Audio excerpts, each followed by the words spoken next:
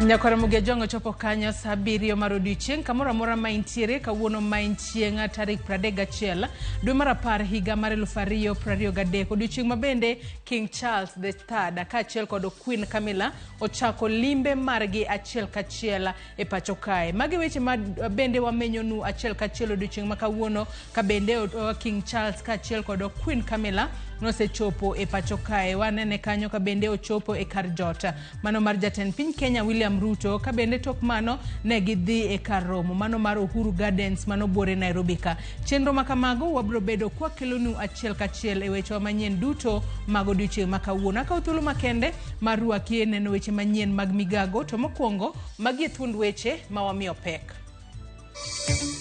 King Charles Maradeka kod jaode Queen Camilla ochako limbe mar ndala ng'wen e piny Kenya.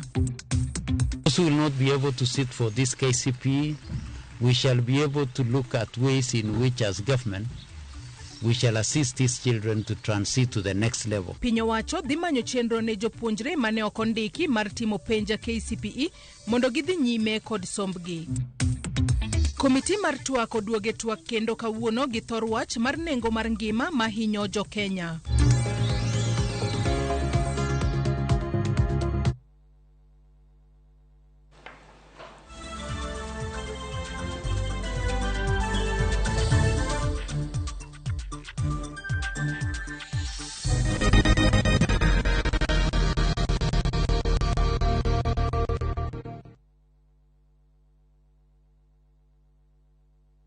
Nyakora jong mago kaachiel kod mamoko mathoth e yor adimba arwakini machiegni bed kode nyaka giko mar weche manyien mag Migago odiechieng' ma kawuono. Nyinga Joyce Oduor. Par ni nyalo ndiko na kichwalonwa paro mora mora kotudore kod weche wa manyien duto mag odiechieng' ma kawuono kokale namba mar ote machuok 33600. Mbui marwa mar Facebook ibiro yudowa live Ramogi TV, X kacha bende ibiro yudowa @Ramogi TV. An bende nyalo ndiko na kokale Facebook page mara Joyce Oduor, mbui mara mar X ibiro yuda @Joyce Oduor _ Kawachako en ni King Charles Maradeka kod jaode Queen Camilla ochako limbe margi mar ndala ng'wen pachoka. Negi chopo e alap maduong' mar ndeke ma JKIA otieno manyoro kuma ne oruak gi kod jotend migepe Musalia Mudavadi kod jambetre ma piny Ingereza pacho kae Neil Wegan. King Charles nochopo e par jatend piny William Ruto ma Nairobi kuma ne onono parade mar jolweny. Tok mano ne gipidho yien kanyakla kod jatend piny William Ruto.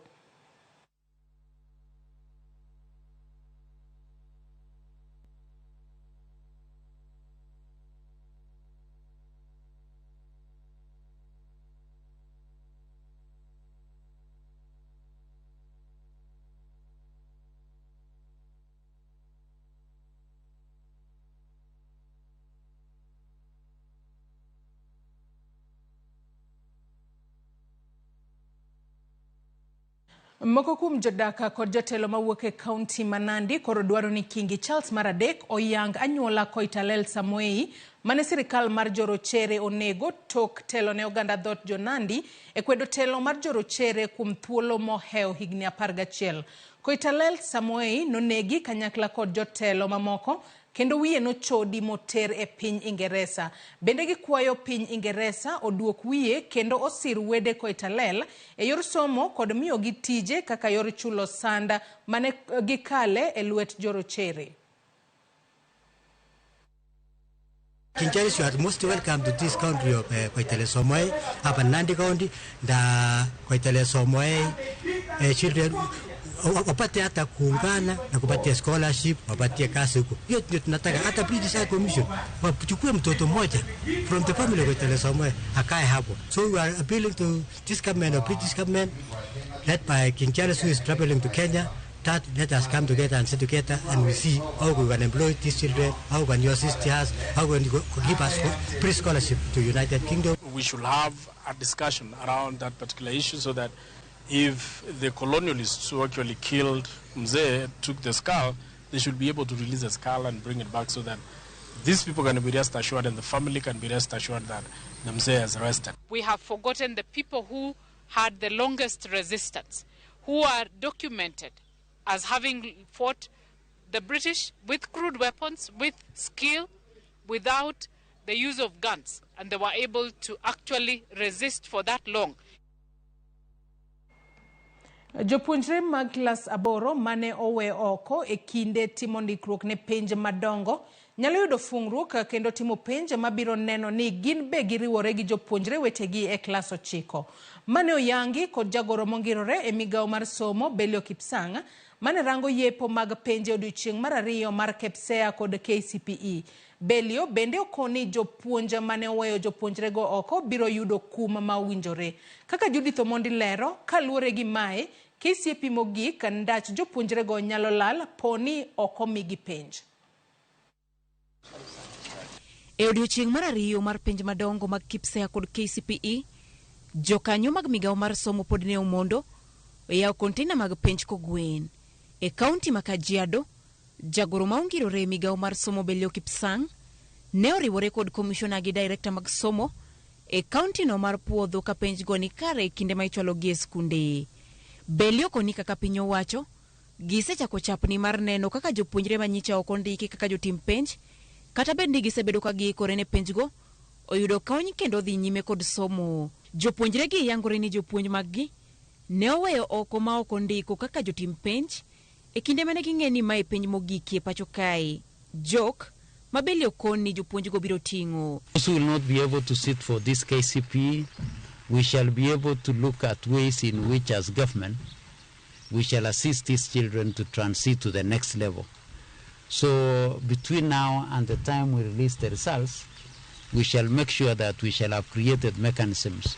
But what we have said and what we said yesterday, we told our directors and our teams on the ground to make sure that these candidates are in the centers that we are expected to register them so that we can make alternative arrangements of them sitting for this exam. Kaluwore gi ng'ikruok manyo bedi e kaunti ma Marsabit odiochieng' manyoro mar koth mapek mane omiyo chak penj ma odeko, piny owacho koni giseketo ikruok mondo mi mano kik chak timre kendo.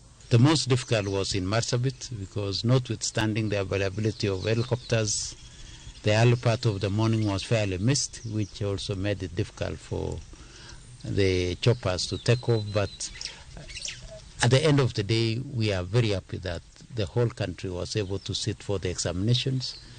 Today, I have been informed by our regional director for Eastern that rains have subsided in Marsabit and Wajir. There are some little rains in some parts of Ukampani, but we are managing it. Mashogu, mane omondo I container ma Kibera, kaunti ma Nairobi to kwayo mondo mi jopiny e gwenge marita noke kaka Garissa, mondo tudre gi apisa magarita ewi maling'ling mora mora, ahinya to e kindegi mag penj. I also want to send my very sincere condolences to the families of those who were affected. That is very, very unfortunate.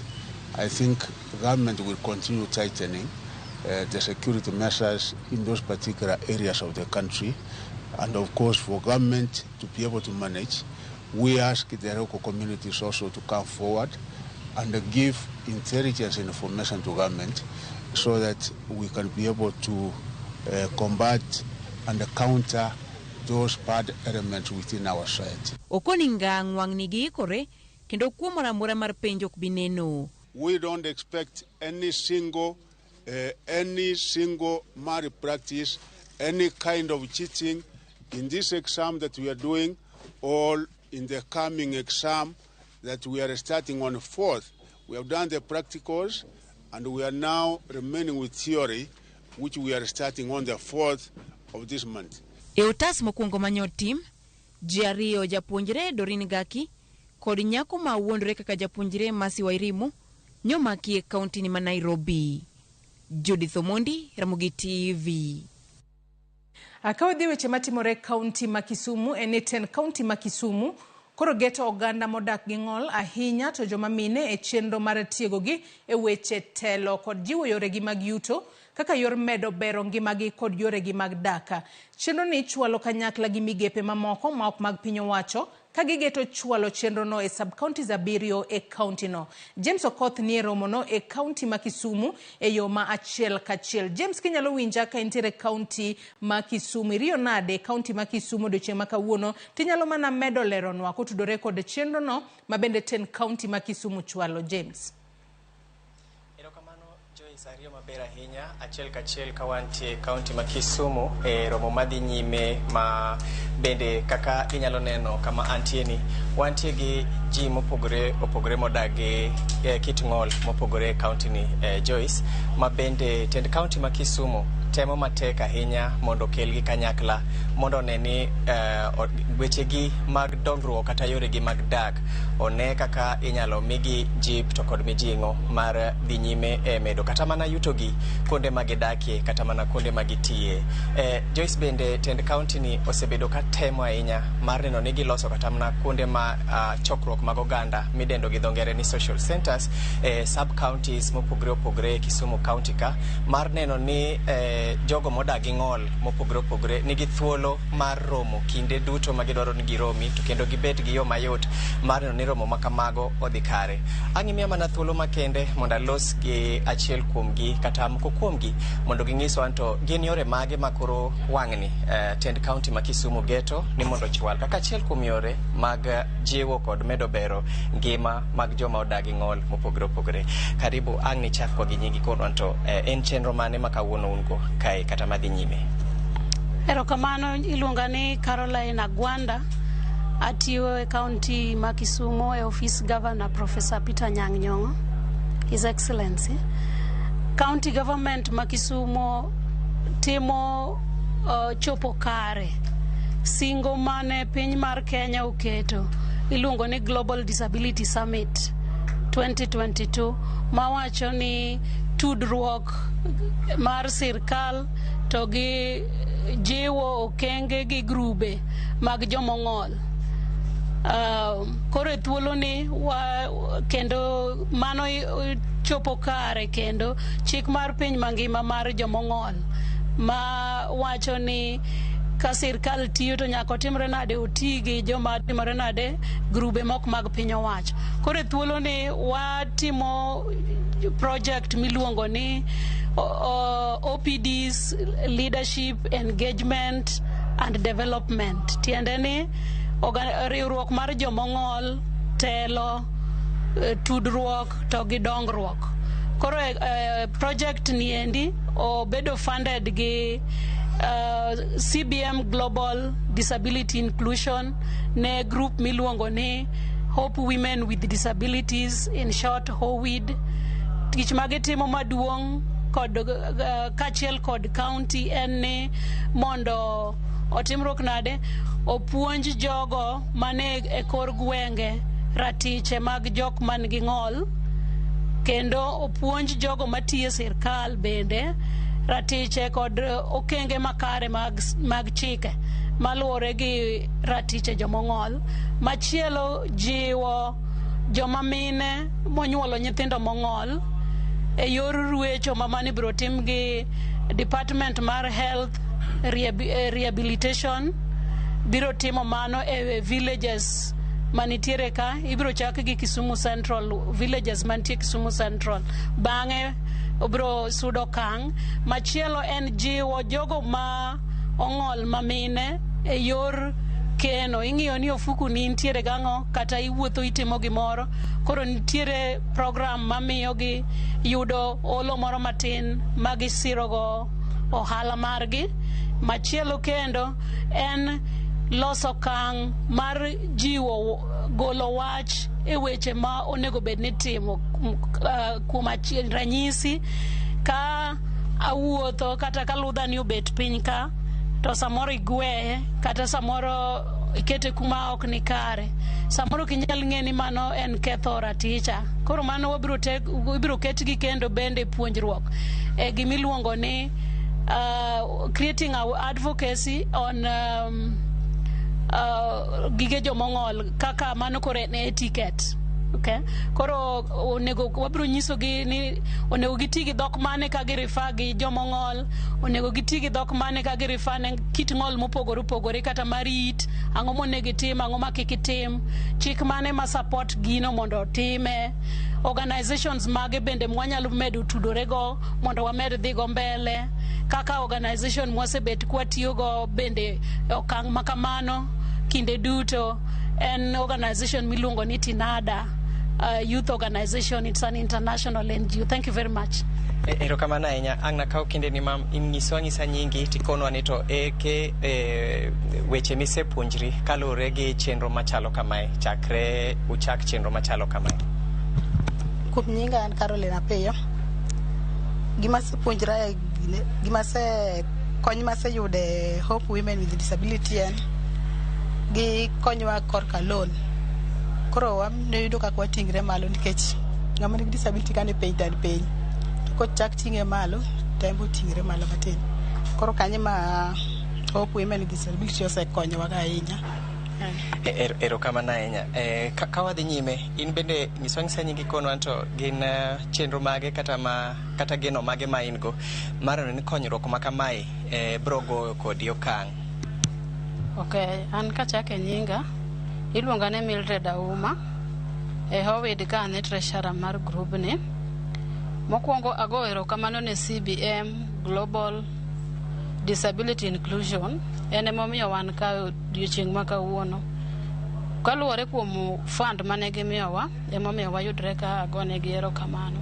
Kendo ago erokamano ne partners duto momiyo gini obedo odiochieng' ma kawuono.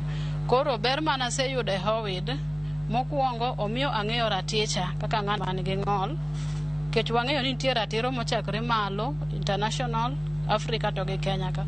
Koro raticha ang'eyo maber. Kasto kuom Howard omiyo kata jaoda bende ebe osebedo trend on weche mag ng'ol ma ok onyal neno ka ng'ama nigi ng'ol raticha iketho to ling'. Koro mano be ber maseneno kaka ng'ano man gi ng'ol. Alafu ber moro maseneno en ni wang'eyo kaka wanyalo dak e community. Choncha ne stigma ne chandowa kabisa. To through puonj mwasebedo kwa yude Howard ka, omiyo sani wang'eyo kaka wanyalo dak gi community members. And then itiere pesa moro ma nichiwo matin e group, loan moro matin. Koro kuom pesa matin mane wayude group no, omiyo asedongo kibiashara. Osegola kamoro to keta kamachielo. Koro Howard to sekonyowa mang'eny. Koro amedo kwayo partners duto kamoro amora ma gintiere. Umed jiwowa, umed tiyo kodwa kamoro achiel. Kendo agon nyaka amedo gone Global CBM be amedo gone gi erokamano. To wiyo ok nyal wil gi Ramogi TV. Ok yot mondo wayud TV channel manyalo air out views wa mag person with disability kaka koro utime kawuononi. I'm very grateful and I'm very thankful. Thank you. Erokamano ahinya. Joyce kapok watieko, iwinjo ka giwacho ni gitiyo machiegni gi migepe ma ok piny owacho mar neno ni gichwalo chenro kata mana deo weche ma medo bero ngima mag joma odak gi ng'ol e kaunti ma Kisumu ka. Ang' nwa kawo dak achiel kende wawinj duond gi bende ginyiso to chenro mage ma un go. Jatelo ang' nyiswa nyingi migawo mitiyo go to kod chenro ma untie go to kod samoro kwayo munyalo medo kwayo mar neno ni uchopo ne jogo modak gi ng'ol mang'eny kata mathoth moingo kae. Erokamano. An iluonga ni Roy Douglas Otieno, and Director Martinada Youth Action Africa. Hope Women with Disability en organization watiyogo gi Kisumu County Government gi technical work room matimo issues with disabilities. To gima duong' mwakelo en wakelo wach miluongo ni ngima mar obwongo. Ji te mantie piny ka including persons with disability gima mar obwongo nyaka wang'e ni gin gi ngima mokwe. So mane gima wakelo to wang'iyo ni inclusion botimore, because issues with disabilities yudo ka ni problem, yudo ka jok mane gi disability ok nya access number of things. So watiyo gi government, watiyo gi organization da dwok ne CBM erokamano, adwoko ne county government erokamano ni gi technical advisor to the issues of disability with working with the governor. Erokamano nikech gimage timo nik maduong wasewinjo gimage dhi timo project maduong ahinya ada kwa oganda ni mondo gi reach project ni mondo mi okonygi on yudo issues make civic education nikech public participation persons with disability nyaka participate public participation so mae gima duong mawacho ni gi reach gi mondo mi giyud rieko gi to kendo daer mondo mi organizations mang'eny matiyo oko kuchocho gi reach this whole mondo mi wati together kanyakla mondo wa ensure ni persons with disability be gin gi ratich gi monego be ne gi yudo ndi gik mang'eny mane county monego be ne gi yudo nego be nitie tenders magi be gi yudo magi gik moyo no push watimo advocacy mondo gibed part and parcel of the community. Thank you. Erokamano ahinya. Joyce, mana kaka isewinjo magi chenro ma Tent County ma Kisumu kaachiel gi migepe mopogore opogore e alwora kata mane county ni temo timo mondo ni omiyo ne ni obero ngima kata dak mag jogo modagi ng'ol e county ma Kisumu. Chenro ni kama wantie ni odhi nyime Kisumu Central, kar od bura ma Kisumu Central ka bende kwan mag jogo moseyudo kony kokalo e chenro ma kama oheo 30 to chenro bende kalore gi weche mosefwambo ka chakre ne wachak bet kae ni chenro ni idhi chwal e sub counties te 7 mantie county ma Kisumu ka thor wach maduong kata wach maduong magitemo chwalo oko kanyo ni oganda duto jonyuol jogo duto te modagi ng'ol mondo mi owuog oko mondo ti kanyakla gi piny owacho kata Tent County ma Kisumu mar neno ni ji duto oyudo kony kendo duond ji duto owinj e yo makare kaka chike dwaro. Joyce. Erokamano ahinya mano James Okotho kowuok e kaunti ma Kisumu. En chenro makare ahinya ma bende itimo kanye kaunti ma Kisumu mano mar jiwo mine modak kod ng'ol e kaunti ma Kisumu mar mondo mi gijiw yuto margi ma pile ka pile. Nyaka Ramogi bende nyalo paro ni odiechieng' ma kawuono mana kamedo paro ni King Charles III kaachiel kod Queen Camilla nitiere limbe margi e pacho kae ka bende nyaka sani nitiere chenro mopogore opogore ma bende gitimo. Obro bedo kwamenyo ni weche ma podi gitimo odiechieng' ma kawuono e limbe mar ndalo 4 ma podi gibiro timo e kaunti ma Nairobi kaachiel kod kaunti ma Mombasa. Kata kamano en mor marwa kaka jo Kenya ni King Charles III otimo limbe mokwongo e piny Kenya kae mano tok kanosebedo kingi mano mar pinyno mar Ingereza. Ka wadhi e kaunti ma Migori eni apisa mag arita e gwenge ma Narok kod Migori obago romo mar arita e tong counties ariyogo. Romo ni ng'iyo arita kaluwore kod weche mopogore moting'o mag lowo kod kuo jamni. George Juma nigi mathoth kata kamano watudre kode achiel kachiel mar mondo mi olernwa ni nyaka sani romo makamano osechopo kanye. Juma. Erokamano Joyce awinji makare kowuok e gwengo mag Lolgorian e kaunti ma Narok kama bende wachope romo mar arita kwe. Romo bende nochakore seche maromo 2 mokalo.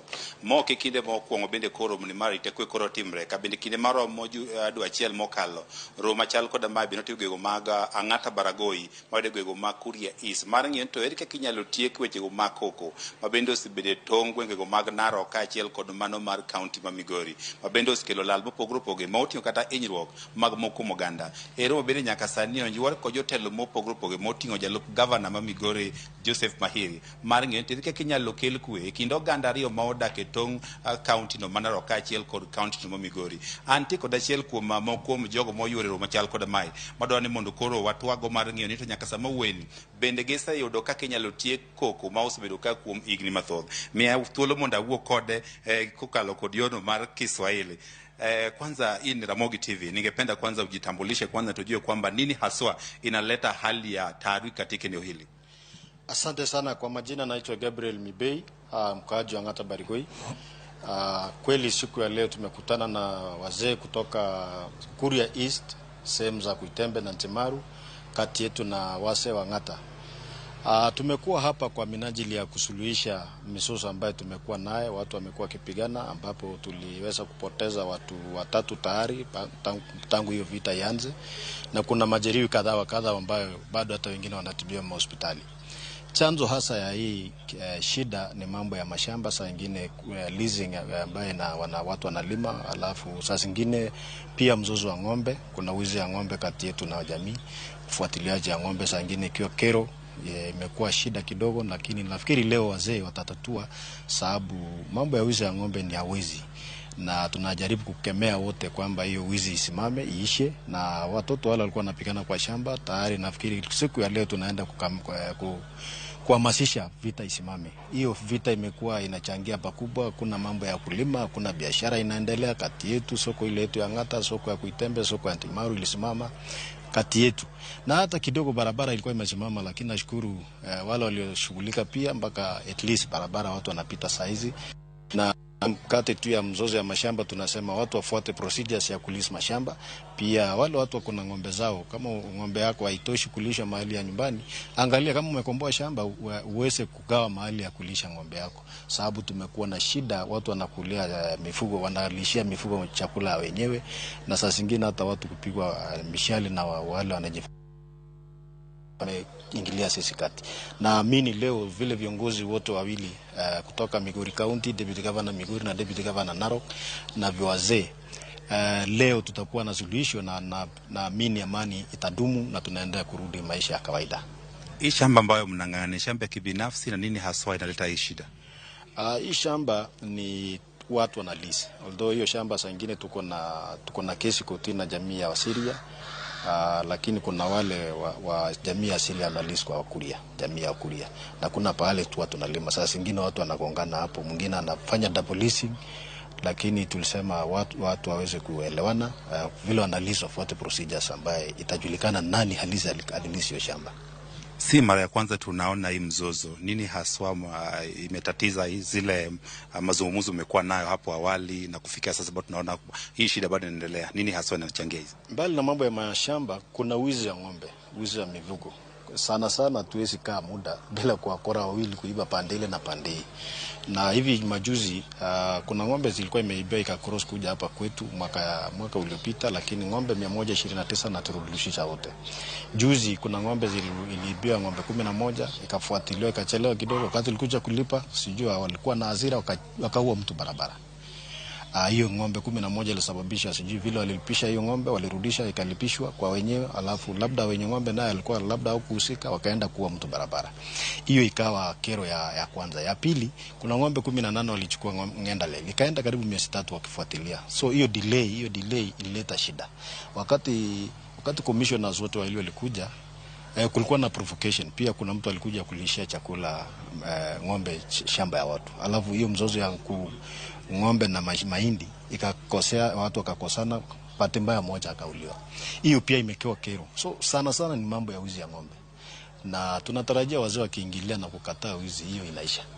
Tukimalizia, hali imekuwa vipi? Bado ile hali charuki bado nashuhudia katika eneo hilo, because nimesikia mmoja wazee wakisema wakitoka katika mkutano wazee wapitia Ng'ata Baragoya hawatakuwa na shida. Hali iko vipi kufikia sasa? Sasa hivi tension tangu wazee wajitolewa wafanye, tumeongea na wazee wakiongozwa na kina Kibuga na wazee wa huko, na pia wakiongozwa na kina Ruto, na sisi tumeeleza vijana waache vita, na tunashukuru sana sababu wametutii.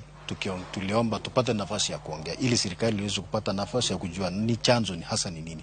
Mbali na mashamba, mbali na ng'ombe, lazima labda pia kuna wakora pia wako nyuma. So tulikuwa nasema tuweze kumaliza hiyo vita, na hata leo tukimaliza hiyo tension inaisha tu, sababu it's a matter of wazee waelewane, vijana waweze toka.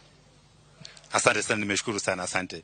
Ero kamano Kenya lo winjo mano watu akoda chiel kumojo bende nyaka sani chopero makamae mar kelo jego mag arita kwe ka bende maduong' bende mulo kanye gi mosebiro ka kelo koko e tong' mar Narok kaachiel kod Migori en moting'o wechego mag kuogo mag jamni kaachiel kod wechego mag lo ma bende osebedo ka ilaro ka kuom kinde mathoth. Ka bende sani koro pod wago kambika mar ng'en to giko mar Roma chal kod ma bende koro chope kod jotelo nyaka mag siasa ma oting'o jolup governor e kaunti ma Migori. Odhi rumo nade? Be idhi yud yo makare mar tieko ywaruokni ma bende osebedo e tong' kaunti dariyo gi kuom kinde mathoth? Erokamano ahinya George Juma e kaunti ma Migori kanyo. Med mana luwo yo kata romo makamano kalore ni jopiny bende nyalo gombo ng'eyo kapo nono inyalo yudi gino manyalo konyo gi chuth e tieko gwandruok makamano mosebedo e tong' kaunti ariyogo e kaunti ma Migori kono. Erokamano ahinya George Juma kuwuok e kaunti ma Migori. Ka odhi mbele kod weche manyien mag Migago, en ni apisa mag okwach kich odayo dho josiasa adek kama ya e kaunti ma Baringo kod West Pokot ewi mano mawachore ni gisebedo ka gisundo jodak mag gwengego mondo onyal lweny e kindgi, wach mawachore ni osebedo ka kelo rochruok mar arita kwe e gwengego. Jotelogo gin kaka jaod bura Matiati William Kamket, Senator ma West Pokot Julius Murgor kod jaod bura ma Sigora Peter Lochakaponga.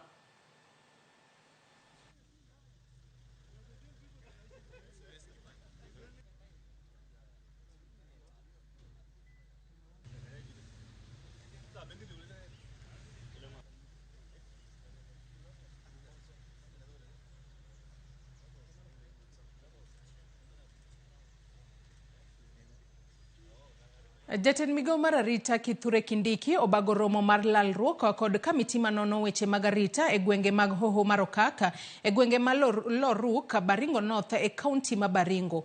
Romo no en mar nono kenge ma jogo mochung'ne arita osegoyo e kedo gi jonjore masiko ka monjo kaunti za auchiel mayudore e Hoho mar Okaka kod nono kenge mar neno ni arita oridore e kinde penj mag KPSEA, KCPE kod KCSE ma higani. E thuolo manok mokadho, jonjore osebedo ka kwalo jamni kod monjo jopiny mag gwengego. Kindiki onyiso tim mochung'ne arita e Hoho mar Okaka motelne kod komishona mar Hoho mar Okaka Dr. Abdi Hassan mondo otima pedha omaka kendo ochopie doho jonjore duto mosebedo ka kwalo dhok to monjo jopiny kendo girakre kod jonjore manigi silaha magitiyo godo e monjo jogo mochung'ne arita.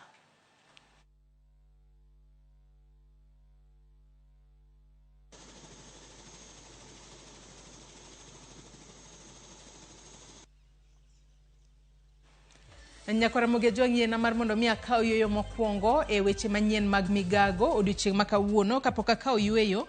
We mar mondo mi asomane moko kuom ote mabenda neno kuchwalo no e Facebook kacha kama wantiere live achiel kachiel odiochieng' makawuono. Ruth Nyathi Ochieng' wacho ni wan gi wendo koro wageno ni Gachagua kata kamano.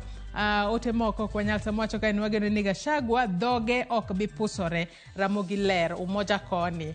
Jamta Wood Awasi wacho ni following from Awasi border.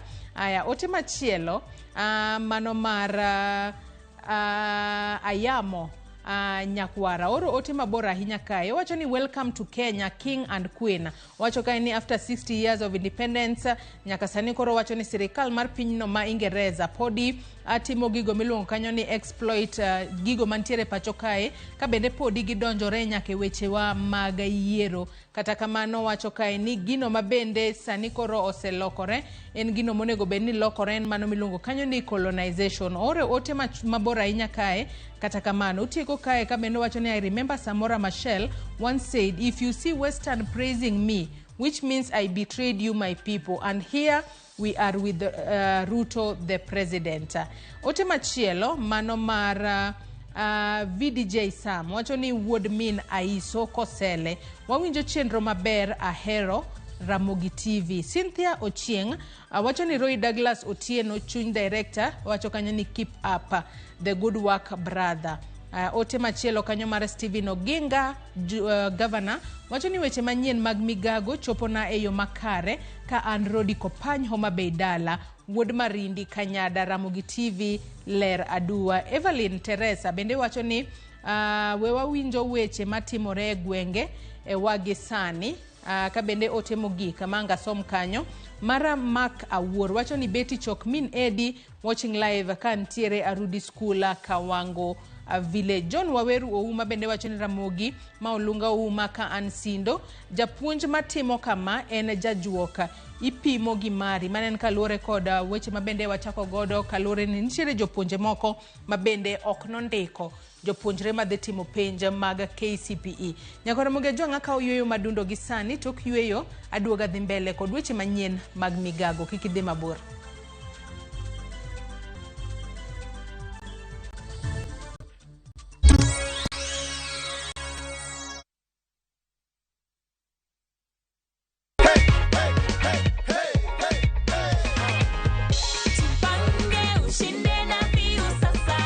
Amekam kuchukua cheki yake. Hiyo ni donga ngapi unaona iko hapo hivyo Joyce?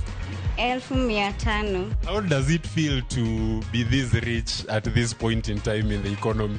Good. Ungependa kuambia nini watu nyumbani? Dial *487 *3# nilicheza mara 3 na nimewin.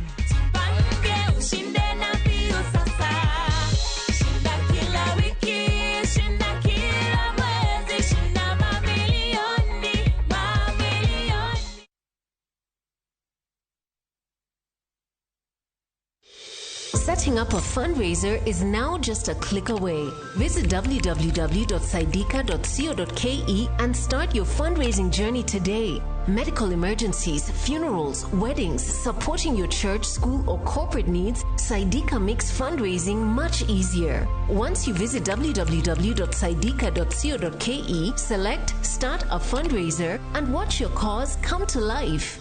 Share your fundraiser with friends and the global community for seamless support. Donate and receive funds easily through mobile money, debit, or credit cards. Dial *802# or visit www.saidika.co.ke and be the change today. Saidika, connecting hearts, changing lives. Together, we make a difference. Book your festive holiday Navview Travel. 3 days Masai Mara from 15,000 Kenya shillings. 3 days Amboseli, Samburu, Sava from 30,000 Kenya shillings. Coast Self-Drive from 14,000 Kenya shillings. 5 days Coast SGR from 45,000 shillings. 5 days Coast Flying from 72,000 shillings. 5 days Dubai from 800 USD. 5 days Zanzibar from 940 USD. 5 days Thailand from 1,550 USD. 8 days Singapore and Malaysia from 2,450 USD. Book a group and travel free. Call 0703-254-254 or book online www.viewtravel.com.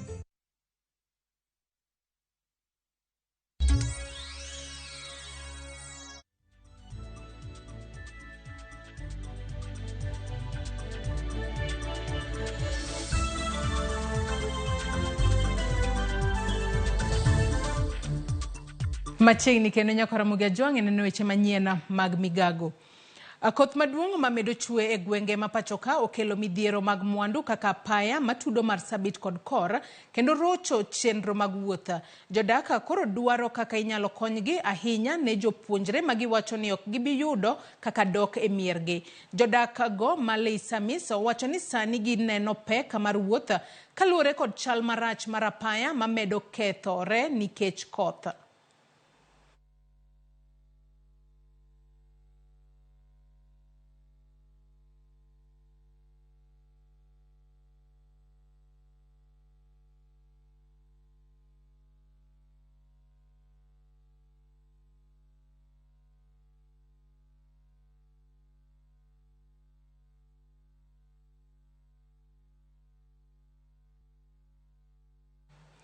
Moko kuom jolupo kod johala e dhowath ma Ohanya e kaunti ma Siaya odonje tuke mag drama kaka achiel kuom yore mag jiwo timbe makare kod yudo omenda mabalang' maginyalo konyorego. E dhowadhni jolupo kod johala kod ohala odoko piny kod kendo nyaka gimany yore mamoko mag yuto. Magi gin tuke magibago odhiambo ka odhiambo bang' ya e nama. Tukegi ni kod chenro kod puonj mopogore opogore odiochieng' ka odiochieng'.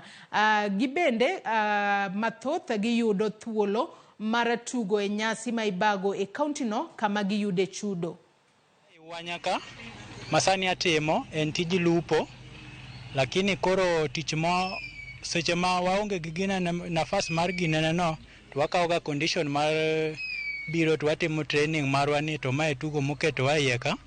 But sana tich mwalure godo serious to en lupo, lakini koro mata enana gimoro mwanyalo kale mwanyalo ketho godo time. Tugo mwatugo ka watugo tugo mar comedian mar lombo ji kendo tukego gin gik ma watemo dhigo nyime mondo mi joma neno wakata ma nikodwa machiegni obed kod mor. Wan kaka an ja ohala mar omena tutukwa ni bentie ka watugo ka luo traditional, comedy kod drama. Tukwa ni osebedo ka yani ting'o gimalo gi kamoro. Kaka nitie churches, nitie church moro ma benjo luongwa e kiche, bentie ka nwa luongo monwa dwa tugo kanyo. Mano wani Nyasaye nobedo Nyasaye ma kuom grube mane dhi tugo nona kao namba 1 e group mane wadhi no chieng' church. Kanya wacho ni wase step anymore cause pod wakoso vi gik mitugo godo. Girwani en luo watugo luo traditionals. Wan gi jo bundapada watimo tije luo machon, gige luo machon. Ok comedy kende. Comedy no be ni na drama be watugo. Be pod wan gi dream malach. Sipokuwa ni pod waremo gik moko. Koro joma neno kwa support nyalo konyowa. Doho ma pachoka owacho ni nitiere medruok e kwan nyithindo ma irocho ratichgi e gwenge ma Naivasha kod Gilgil, ka wachone ni ipando nyithindogo kendo iterogi e pinje malibamba kama itiyo kodgi marach. Ka nonro wacho ni nitiere buche 150 manie doho motenore gi wachno. Kaka yor kedo gi midhiero ni, doho ma pachoka ogolo chik ni dwe mar 11 dibedo dwe mar tieko yalo buchego ma osebedo e doho kuom kinde moheo higni 10 nikech onge mag bed migepe marango buche nyithindogo. Jang'ad bura ma doho ma Naivasha Juliana Ndegeri owacho ni buchego ng'eny ahinya Naivasha ka moko kuom nyithindogo igolo e pinje machalo Kongo kod Rwanda kendo ikelo Naivasha tok chika. Okwayo jo Kenya man kod buche nyithindo mondo chope doho kosingo ni ibiro yalgi mapiyo. Activities that would lead them to become victims or survivors. And from the lists that we have, unfortunately, the highest number of cases we have are sexual offences matters. And from our records, the sexual offences cases have been on the rise. We have quite a number of challenges when it comes to sexual offences matters. One, for example, when you're dealing with cases that involve incest, family members, in some cases, the cases of incest do not proceed because once family members are involved, this is already a dysfunctional family.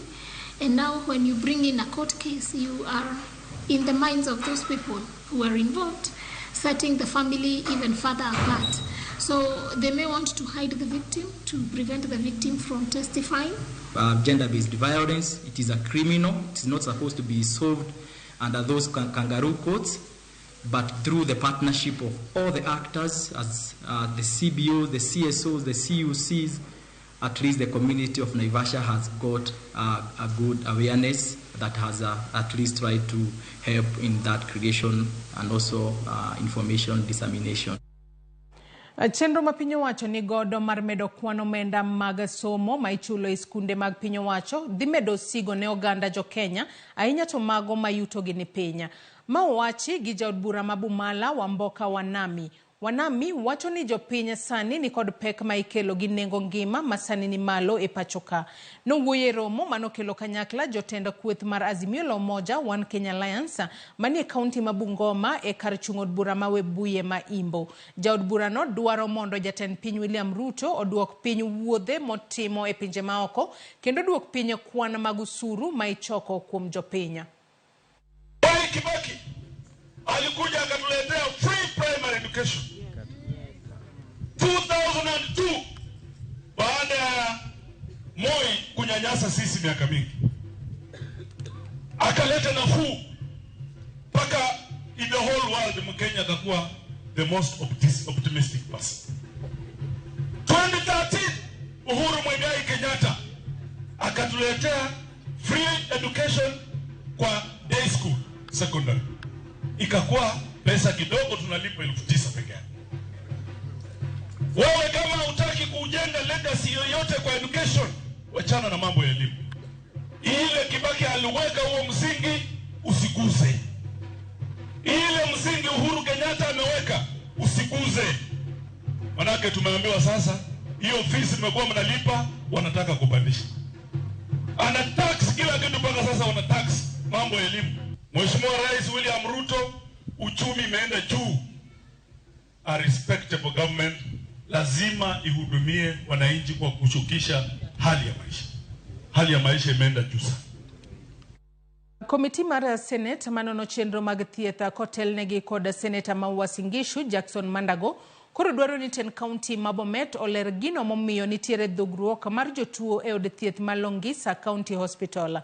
Kagiloso e od thieth kanyo, Jokanyo mag kamitino wacho ni kata obedo ni chenro mar thieth ber, jotuo pod oriwore kitanda nyaka mine mapeka.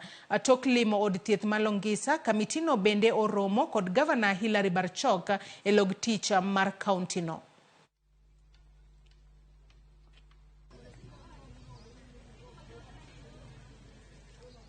We are here as the Senate Health Committee to inspect Longisa Level 4, was supposed to be operating as Level 5 facility here in Bomet. And as a Senate Health Committee, together with the County Assembly Health Committee of Bomet, we have had a joint inspection of this facility just to look at the services, how they are being offered, but also to look at and discuss with management of our facilities on the challenges they are facing. We've seen in the wards that are supposed to ordinarily have a capacity of about 64 patients, having patients close to 100, 90, 100 and something, and therefore there is need to expand this facility. We have also seen the issues of drugs and non-pharmaceutical management, and I think we have noted an issue of concern here that there is need for proper maintenance of records for purposes of tracking and even for purpose of ensuring logistically in terms of procuring, there is data available that can be used for that decision making. Tumeona ndio kuna pungufu chache, hasa kama kina mama ambao wamejifungua wanatumia kitanda kimoja, akina mama wawili pengine watatu. Hiyo ni changamoto ambayo tungependa kuwa iangaliwe, kwa sababu watoto ambao wanazaliwa ni viongozi wa sasa na kesho ambayo inakuja. Kaka chiel kuom chenro mage dongruok kod keyo chenro ne Afrika ma Ugwe, kambi mar Silent Night koro oyawo bade kaunti ma Kisumu bang' yawo badgi mokwongo e piny libamba ma Uganda e chak higani. Kotwak kinde nyasi mar yango Silent Night bade ma Kisumu, Talib Nathani ma en jatelo e kambino oyango ni atamalo 95 mar mwandugi iloso e piny Kenya, ka bende thoth mwandugo bende iuso e pachoka. Ka bade ma Kisumu koro dhi kelo chenro gi machiegni ne jodaka kod johala ma alwora ma Nyanza.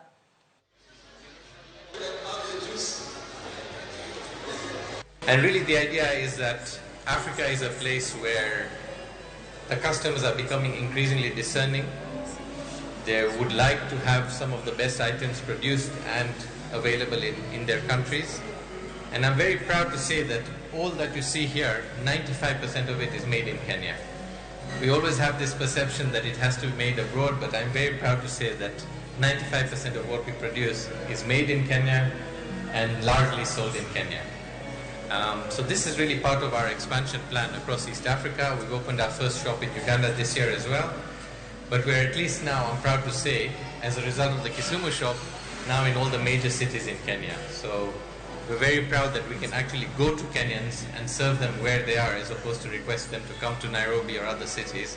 And that is what is my pleasure today, that we can bring these solutions and bring this availability, whether it is to hoteliers like yourself, whether it's to individual customers, whether it is to online customers who increasingly want to shop online but want it delivered to their houses, or finally whether we wanted to deliver in supermarkets. So we also partner with Naivas, Quickmart and other leading brands in Kenya, but with a different range so that different customers have different options that suit their requirements. Jagoro mogirore e Migago mar jotiche pachoka koni piny owacho oseng'ado oko kembe moheo 500 mikoni osebedo ka tero jotich e pinje maoko e tok chika. Jatelono mane loso Mombasa koni chenro mar nono kendo puodho kembe duto mosebedo ka tero ji e pinje maoko amanyo tich koro dhi nyime. Bang' yangore ni jotije mamoko ijuang'o e pinje maoko. Joja oko nigi ler mathoth kowuok Mombasa. Jagoro mongirore e Migago mar jotich Shadrack Mwadime ne otimo limbe mare mokwongo e kar tiegoro were tije lwedo midendo ni National Industrial Training Authority mano e boma ma Mombasa. Kae, jatelono kata kamano ne okoni okomor gi kwan matin mag rowere mowuok oko mar puonjore tije mag lwedo, to chutho e kindeni ma oganda mathoth ywago nok mag tije. Ninaona kwamba taasisi zetu hatujazitumia vile inavyopaswa kuzitumia vyema. Watoto wetu wakuje wapate masomo, wapate vyeti ambavyo vitaweza kuwasaidia kupata kazi huko ng'ambo na pia wapate kazi hapa. Kisha na ile mikopo ambayo tunapeana, mikopo ambayo yanatoka kwa Hustlers Fund, wanaweza kuitumia waanze biashara zao. Ni mtu ambaye amejifundisha jinsi ya kuunda fridge ama kufanya electrical wiring na kadhalika, mtu aanze biashara zao. Our mandate and function is to ensure that we transform the youth and the citizens for job-specific skills training. To bang' piny owacho yango ni nitiere kambe moheo 1,000 mosebedo katero rowere manyo tije pinje maoko, jatelo no koni sani gidhi nyime kod chenro mar goyo kogno kambego. Olero ni chiegni kambe 500 oseng'ad ketgi oko bang' yangore ni gichoko omuom kuom rowere maginyiso ni gidhi miyo tije pinje maoko kaeto ijwang'ogi ka gisechopo kuno. Zile ambazo tuliona kazi yao ni kazi ya kibinafsi na kuwahadaa wa Kenya, tumezipunguza sasa ni karibu 500 na bado tunaendelea na vetting, so that wa Kenya wajue kwamba sio kampuni zote tu ambazo zinaweza kufanya kazi ya kuwasaidia. Now this is what I want to encourage wa Kenya. Waende kwa website ya National Employment Agency. Hizo kampuni zote ziko pale kwa website yao. Usisikie tu mtu amefungua ofisi mahali fulani au anapeleka watu ng'ambo basi ukaenda ukajisajili nao. The genuine ones are within our website. Achiel kuom midhieche mano yango en deko mar chiwo oboke ne rowere mosetieko tiegore ni mar obokego ikoni wuok mana e pinje maoko. Now for the purposes of security of the certificates, we are procured from outside. It will take between 2 to 3 months, and we are trying to clear the backlog of the certificates because of the change in the automation that the system was using, so that we are able to transfer the certificates to ourselves. I want to see it done.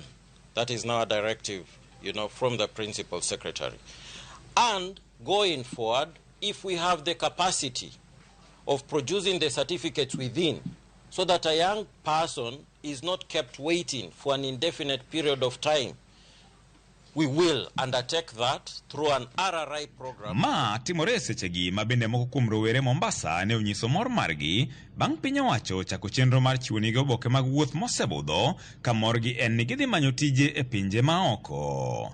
Na naona safari yangu sasa imeiva pia kwa vile nimepata pasipoti yangu, ile green passport yangu naona nitaipata. Saizi tunajiandaa kutafuta safari za kutoka nje, kutafuta maisha mbeleni, kwa maisha Kenya sio rahisi.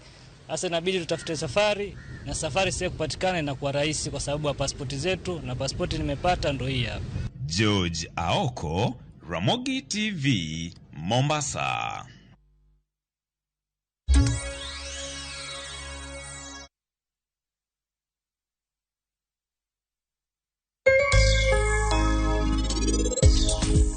Laktar ka wawacho ni ngima en mwandu, tanto to tielo kedenga morna mar bedo kodi odiechieng'.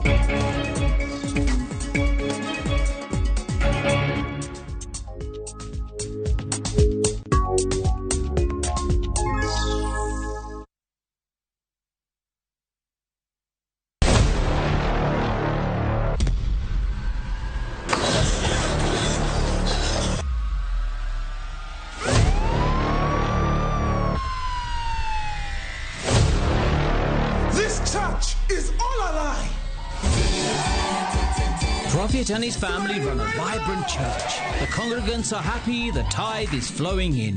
A heavenly dream is promised to all. But Prophet has a secret, and his church is driven by greed.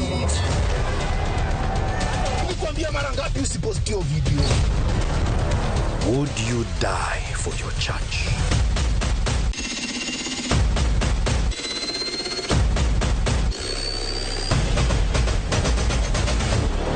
Get out of my church. Shambhala Wanyama. Available now, only on View Sasa.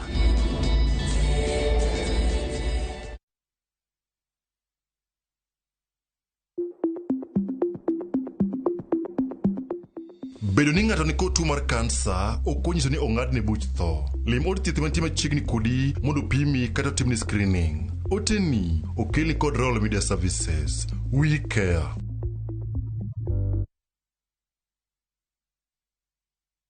Wekelea na shabiki kaende. Pale mimi ni mchungaji na nina shule ya chekechea. Ulipopigiwa hii simu ulikuwa wapi? Mimi nilikuwa sehemu ya Rumuruti.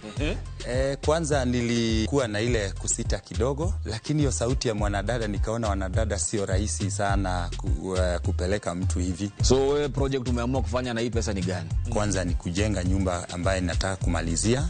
Na pia kuna kitu nataka kununua kanisani kama shukrani katika nyumba ya Mungu. Unapoamini Mungu na kuamini kila jambo, shabiki ni ukweli, na ndiposa mchungaji wenu yuko hapa. Pia mwalimu ambaye ni ya shule ya chekechea ECD yuko hapa, kwamba shabiki ni kweli, na ni kweli siku ya leo nimeweza kujishindia.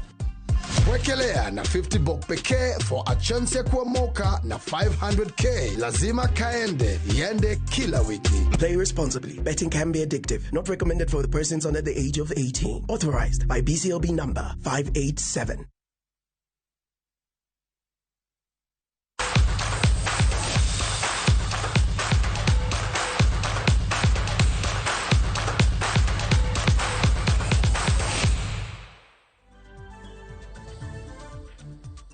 Machigne mesa mar weche go mag tuke kama Juma Kiboi mawuok e county ma Trans Nzoia jaloch manyien mar $500,000 kokale shabiki kaende jackpot.